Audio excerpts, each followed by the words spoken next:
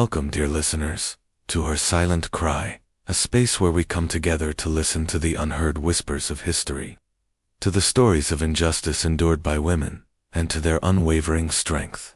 In this noisy and bustling world, there are voices that have been forgotten, destinies buried beneath the dust of time.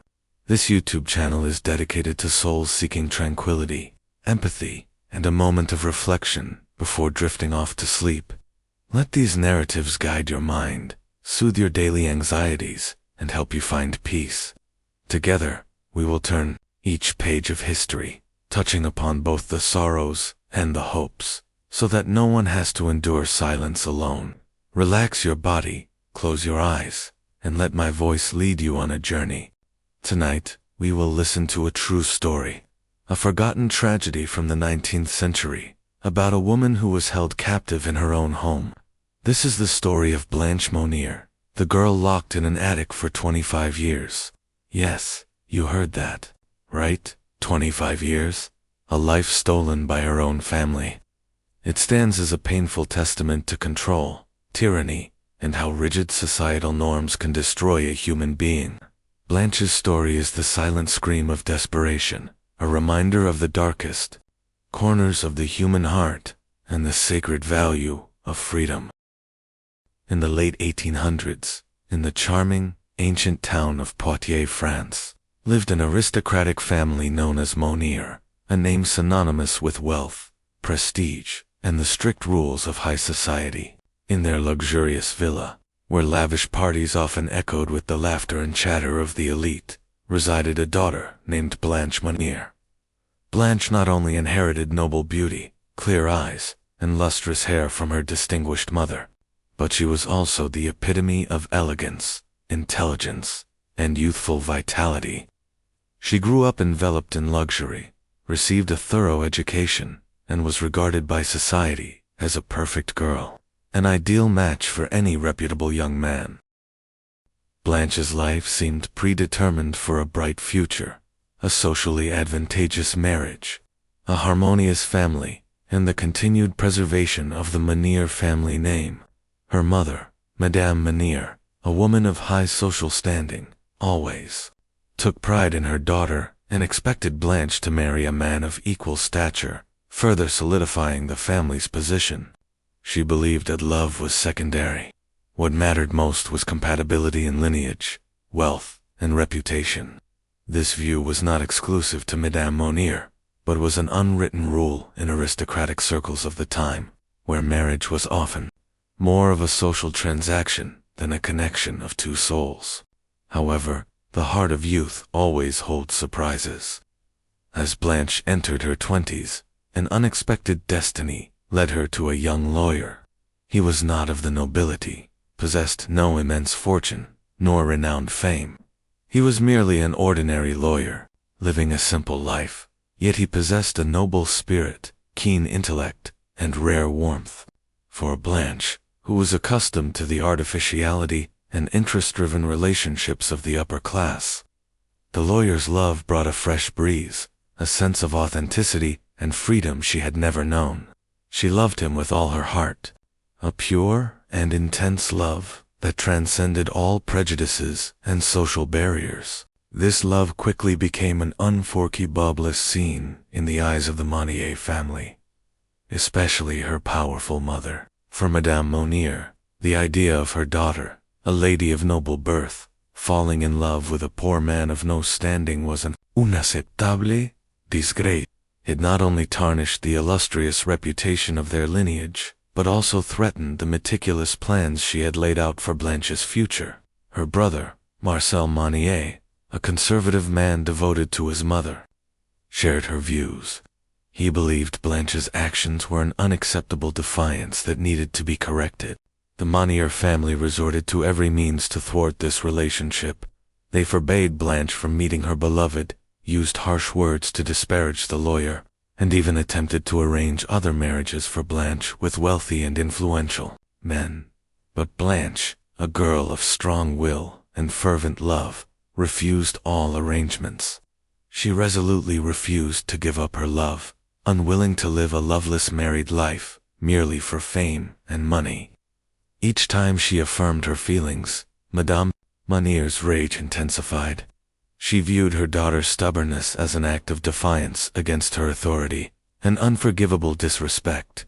In a fit of extreme anger and obsession with preserving family honor, Madame Monier and Marcel Monier made a cruel decision, a horrifying plan to reform Blanche.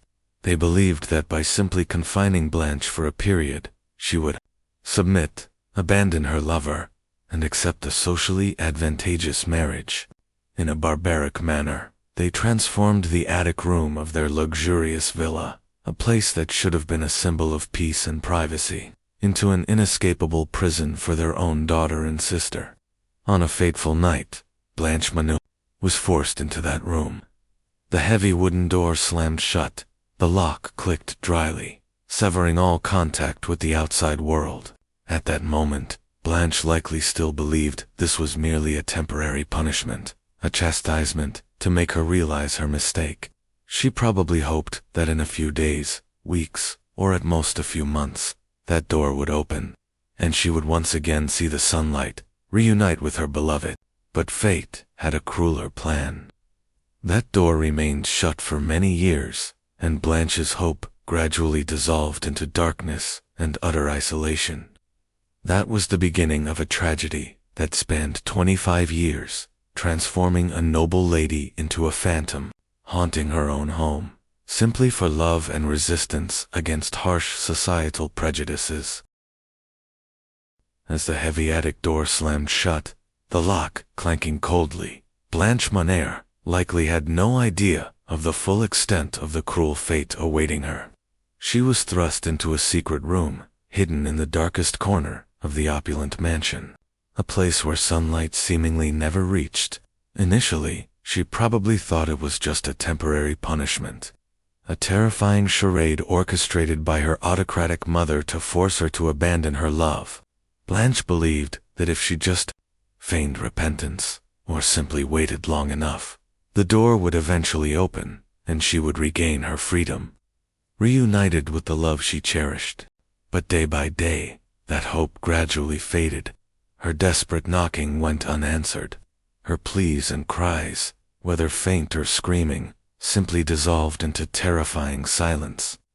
She realized this was no temporary punishment, but a sentence without end, without mercy, delivered by her own flesh and blood, those who should have been her support, her protective embrace.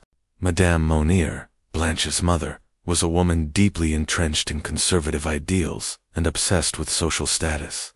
For her, family honor was more important than her daughter's happiness, even her very life. She believed that imprisoning Blanche was necessary to protect the reputation of the Monier lineage from the disgrace of a mismatched love. In her mind, this act wasn't cruel, but a correction, a way to mold her stubborn daughter back onto the path she had laid out. She believed Blanche would eventually understand and accept her fate, embracing an arranged marriage to preserve the family status. Her fanaticism for societal norms had blinded her, pushing her into an inhumane act without a shred of remorse. Marcel Monier, Blanche's brother, was also complicit in this cruel scheme. As a man subservient to his mother and a believer in strict traditional values, he showed no compassion for his sister. He might have witnessed Blanche's confinement, might have heard her cries, yet he remained indifferent and complicit. Marcel's apathy only deepened Blanche's despair. He became part of the invisible wall that imprisoned her, a symbol of the coldness and insensitivity of the very people she trusted, those who should have been her companions in life. In that dark room, Blanche gradually lost all sense of time. Day and night merged into an eternal gloom. She lived in a cramped space, filled with abhorrent filth and a terrifying stench. Without windows, without natural light, the room was like a living tomb. Food was thrown through a small gap under the door, often mere scraps, insufficient to sustain life, let alone nourish an adult body. She was not allowed personal hygiene, had no clean water for bathing, no clean clothes. The smell of feces, urine, rotting food, and gnawing rodents became her only companions. Her long hair became matted, her body emaciated and bony, and her skin gradually turned pale and sickly from lack of sunlight.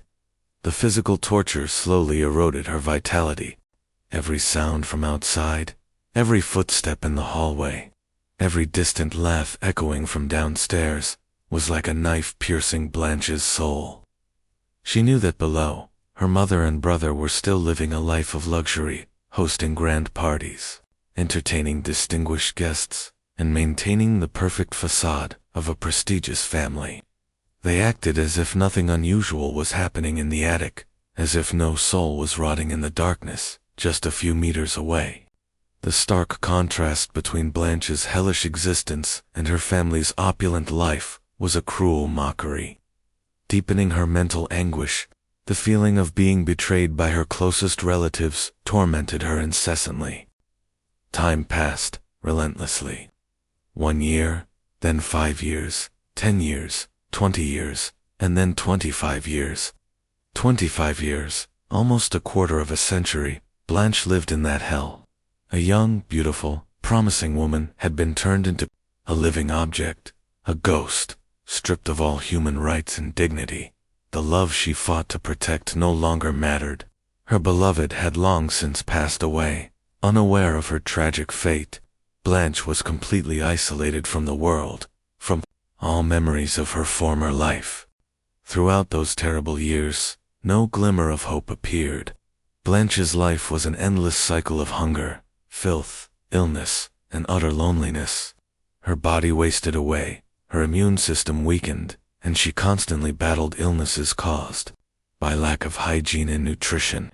Each day was a struggle for survival, not just against hunger and disease, but against her own mind, where illusions and fears incessantly tormented her.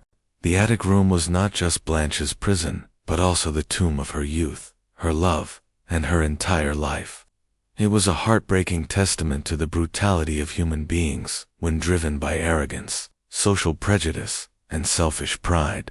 Blanche Monier's story is a chilling reminder that, sometimes, the most terrifying prisons are not those with iron bars, but the invisible ones created by human hearts, by the silence and indifference of those around us.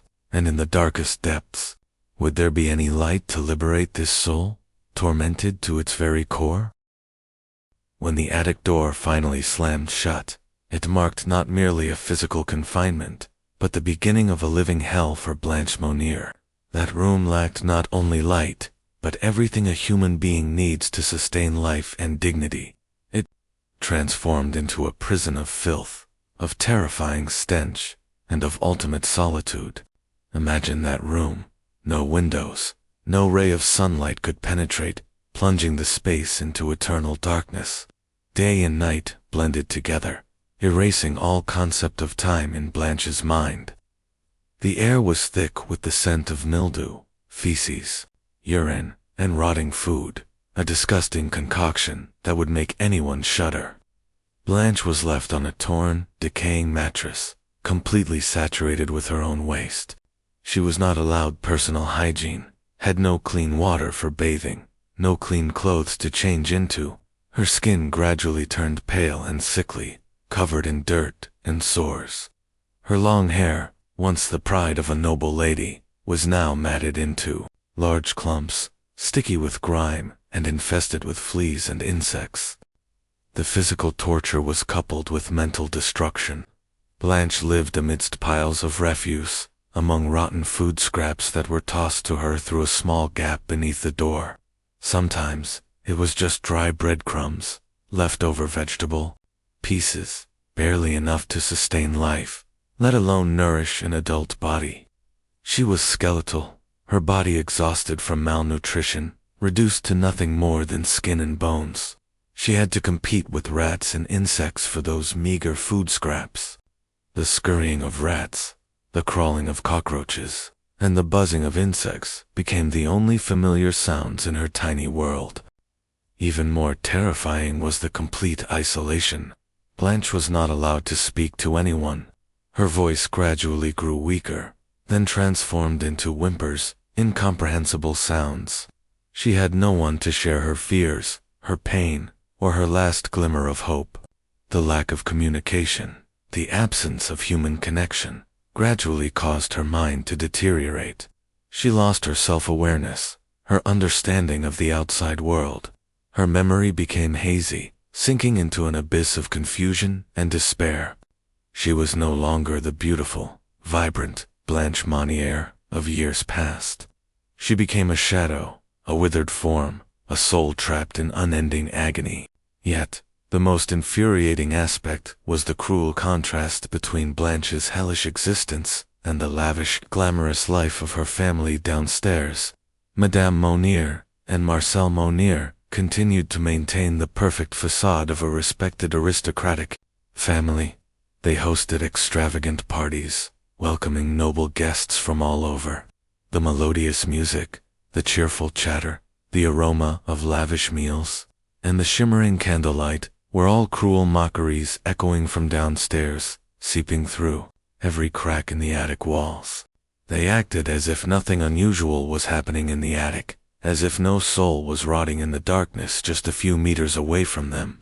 Madame Monnier remained a respectable lady, participating in charitable activities, revered by everyone. Marcel remained a trustworthy man in society. They had perfectly concealed this horrifying secret, allowing no suspicion to enter the minds of those around them. This pretense only amplified the disgust towards their actions. The horrifying stench emanating from Blanche's room sometimes permeated throughout the house, but no one dared to ask, no one dared to suspect. The household staff knew about the existence of the secret room and its terrible odor, but they were threatened, forced into silence. They, too, became unwilling accomplices, witnessing the brutality, but powerless to act. The fear and control exerted by the Monnier family were so immense that no one dared to speak up. Time passed by mercilessly.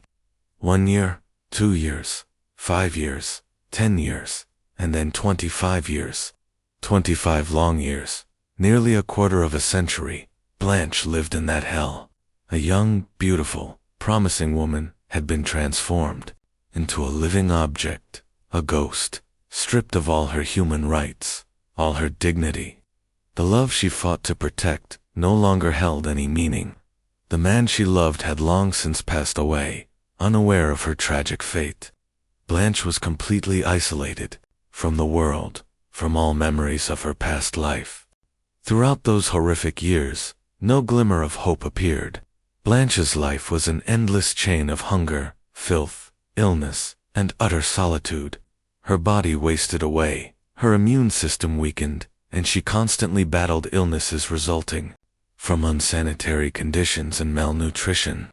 Each day was a struggle for survival, not only against hunger and disease, but also against her own mind, where illusions and fears relentlessly tormented her. The attic room was not just where Blanche was confined, but also the tomb of her youth, her love, and her entire life. It stands as a heartbreaking testament to the brutality of humanity when driven by arrogance, social prejudice, and selfish pride. Blanche Monnier's story is a chilling reminder that, sometimes, the most terrifying prisons are not those with iron bars, but the invisible ones created by human hearts, by the silence and indifference of those around us. And in the deepest darkness, would there be any light left to free this soul, tormented to its very core? Time continued its relentless march within the Monnier villa, carrying with it Blanche's hellish days in the attic. 25 years, a quarter of a century. The life of a young woman buried in darkness and decay, while downstairs, her mother and brother enjoyed a life of luxury, maintaining a perfect facade before society. The terrifying stench from Blanche's room had become a familiar part of the house, a repulsive secret hidden behind thick walls and the terrifying silence of those who knew but dared not speak. The household staff, those who daily brought food to the crack under the attic door, all knew about the existence of the secret room and its unpleasant odor. They witnessed Blanche's increasing emaciation, but they were threatened, forced into silence. The fear of losing their jobs, or worse, being retaliated against by the powerful Manier family, turned them into unwilling accomplices. The indifference of those around them, the lack of courage to break the veil of secrecy, allowed Blanche's tragedy to continue for an unbelievably long time. She was forgotten, abandoned, seemingly no one cared about her fate, even though the presence of her suffering was overwhelmingly clear. However, on a fateful day in 1901, after 25 years of Blanche's confinement, an unexpected event occurred, shaking the city of Poitiers and unveiling the terrifying secret of the Manier family. It was an anonymous letter. A mysterious letter, with no sender's name, was delivered to the office of the local public prosecutor. That letter, with its scrawled yet urgent handwriting, opened the door to the horrifying truth about Blanche Manier. The content of the letter was brief, but contained a shocking accusation. I have the honor to inform you of an exceptionally serious matter. I am speaking of a woman held captive in Madame Manier's house, starved and living on a filthy bed for the past 25 years. Those lines struck the prosecutor like lightning. The Manier family was one of the most respected lineages in Poitiers. Blanche's mother, Madame Manier, was known as a virtuous, devout woman, actively involved in charitable community activities. Their image was a symbol of elegance, nobility, and perfection. How could such a terrible accusation be linked to this family? Despite his skepticism, the serious nature of the accusation compelled the prosecutor to act. He decided to dispatch a team of police to discreetly search the Manier residence, to avoid unnecessary disruption if the accusation proved false. On a quiet morning, as the city was still asleep, the police team arrived at the gates of the Manier villa. They knocked and were greeted politely by Marcel Manier, Blanche's brother, who showed no sign of agitation. Marcel tried to maintain the calm, courteous demeanor of a gentleman, invited the officers inside, and appeared cooperative. He asserted that everything in the house was normal, and the accusation in the letter was entirely baseless, a malicious prank or a misunderstanding. Initially, the search yielded no results. The house was large, luxurious. Everything was tidy and clean, with no unusual signs. The police walked through the opulent living rooms, the meticulously decorated bedrooms, the well-stocked library, all exuding the wealth and order of an aristocratic family. They began to suspect that the anonymous letter might just be a malicious prank, an attempt to slander the Manier family's reputation. However, as they approached the staircase leading to the attic, a terrible, indescribably foul odor began to assault their nostrils. This smell was unlike anything they had ever encountered. It was a mixture of bodily waste, rotting food, and the decay of a space confined for too long. The stench was so pungent that some officers had to cover their noses and step back. This was a smell that could not originate from a clean, tidy house. The police decided to follow the source of the odor. It led them to the attic, where there was an old, heavy wooden door, seemingly locked for a very long time. This door stood out strangely from the rest of the luxurious house. It bore a worn, abandoned appearance, completely contrasting with the polished veneer of other areas. Marcel Manier began to show signs of tension. He tried to prevent the police from approaching the door, citing various reasons that it was merely an unimportant storage room. But the stench was too overwhelming, and Marcel's obstinacy only increased the officers' suspicions. They demanded he open the door. When Marcel refused, the police were forced to break the lock. The sound of splintering wood, the clatter of the breaking lock, echoed in the terrifying silence of the attic, like a gruesome symphony announcing the horrifying truth about to be revealed.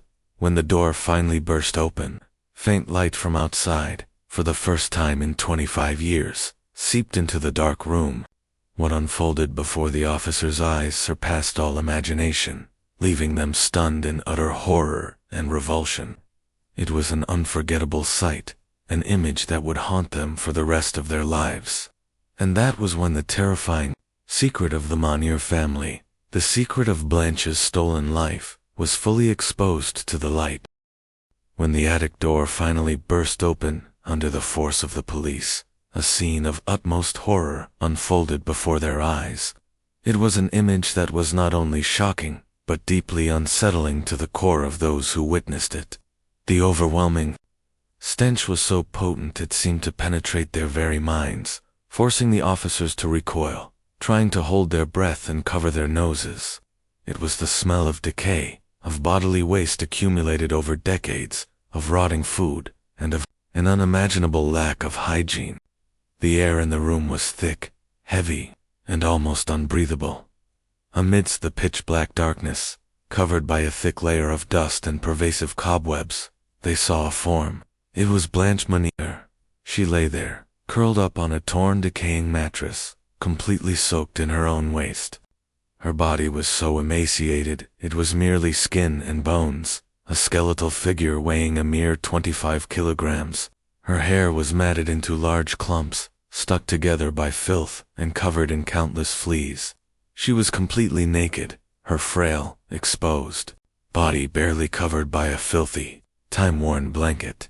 The faint light from the police flashlight, and then the dim daylight filtering in from a skylight, shone into the room for the first time in 25 years.